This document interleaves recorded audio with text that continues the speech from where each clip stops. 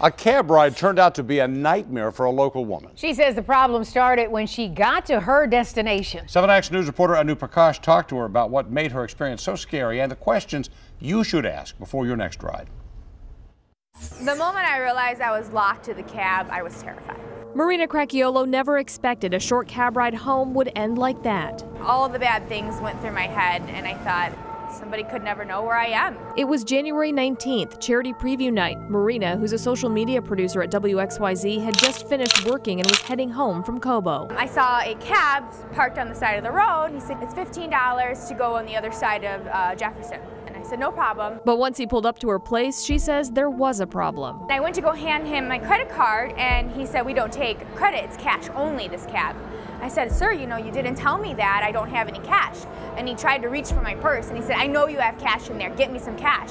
Marina says the checker cab driver also got aggressive with his tone and refused to let her out of the cab. I tried to open the caravan door, and the door was locked.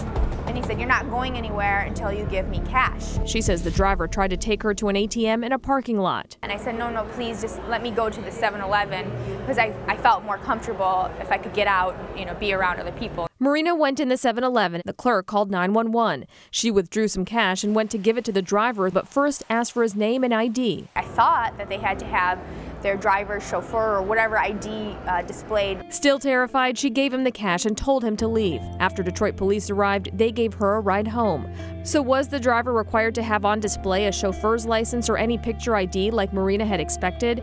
We asked the state, and the answer is no. The Department of Licensing and Regulatory Affairs says some regulations changed last year. A chauffeur's license isn't required for the driver of a cab with 8 or fewer passengers. That driver is also not required to have a photo ID or identification number displayed in the cab.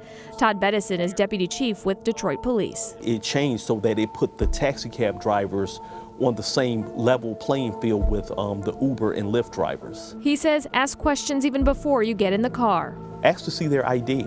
They should have no problem displaying their ID to you, and you should ask what forms of payments do they accept. In Marina's case, he says both she and the driver should have called 911 so police could have come to settle the dispute. I just want people to know what they should expect when they get into a cab.